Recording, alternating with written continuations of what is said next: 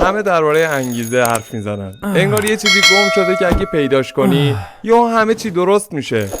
انگار مشکل اینی که انگیزه نداریم، نه اینکه کار نمی‌کنیم. ولی واقعیتش اینه که ما بیشتر انگیزه نداریم، چون نشستیم منتظریم که اول انگیزه بیاد بعد شروع کنیم. و این دقیقا همون جایی که داستان میخوابه. انگیزه معمولا قبل کار نمیاد، بعد کار میاد. ما برعکسش رو یاد گرفتیم. حالا چرا انگیزه نداریم؟ خیلی ساده است. چون کار سخته، چون نتیجه زود معلوم نمیشه، چون هی خودمون رو با بقیه مقایسه میکنیم، چون حواس پرتی ها همه جا هست و خیلی هم ارزونه. مغز ما عاشق کارهای راحته، نه پیشرفت.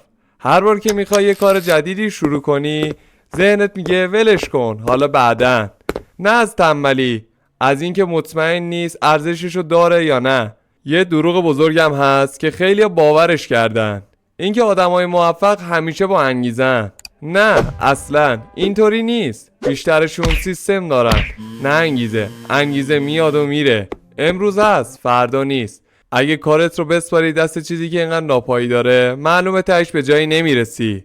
فرق انگیزه و تعهد اینه که انگیزه میگه حسش هست، تعهد میگه انجام میشه، چه حسش باشه چه حسش نباشه. آدمایی که جلو میرن هر روز از خودشون نمیپرسن حالشون خوبه یا نه، میپرسن امروز حداقل کاری که باید انجام بدم چیه و همونو انجام میدن. شروع کردن همیشه سخت‌ترین قسمته، چون اولش هیچ مدرکی نداری که بگی بلدی یا میتونی. نه نتیجه ای دیدی، نه موفقیتی داشتی که بهش تکیه کنی.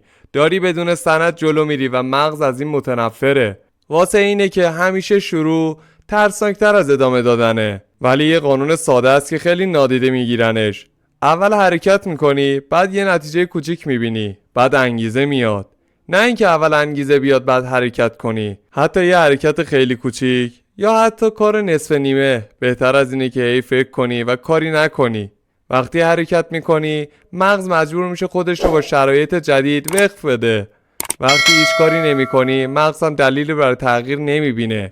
بیشتر آدم ها وسط راه ول میکنن، نه چون بیورزن، بلکه چون انتظارشون اشتباهه. فکر میکنن زود دیده میشن، زود خوب میشن، زود بازخورد میگیرن. ولی واقعیت اینه که یه مدت طولانی هیچ کس به کارت توجه نمیکنه.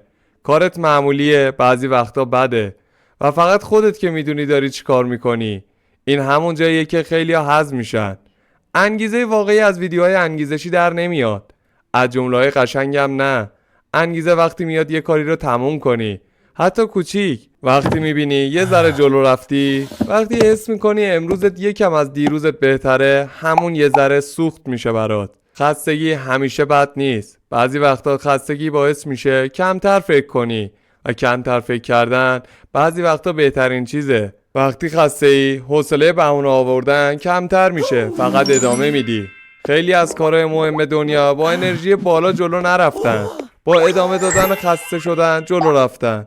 اگه هر روز بخوای تصمیم بگیری کار کنی یا نه، احتمالاً میبازی. تصمیم گرفتن بیهوده انرژی رو از بین میبره. نظم یعنی تصمیم رو از قبل گرفتی، ساعتش معلومه، کارش معلومه، دیگه هر روز چونه نمیزنی با خودت.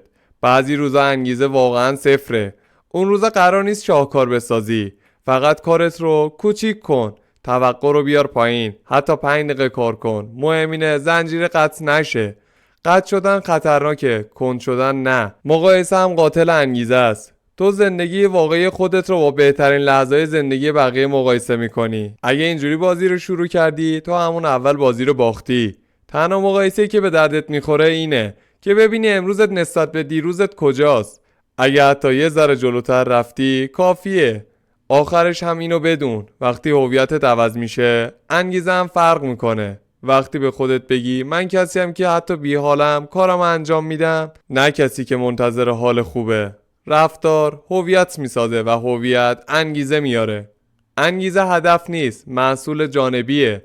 منتظرش بمونی نمیاد، حرکت کنی مجبور میشه دنبالت بیاد. کارو شروع کن، حتی بد، حتی ناقص، حتی بی‌حوصله. دنیا به آدمای خوشحال بدهکار نیست، ولی به اونایی که ول نمی‌کنن بالاخره یه فرصتی میده. چنل رو سابسکرایب کن، چون این چنل مال توئه، تویی که حتی یه حرکت کوچیکی انجام نمیدی.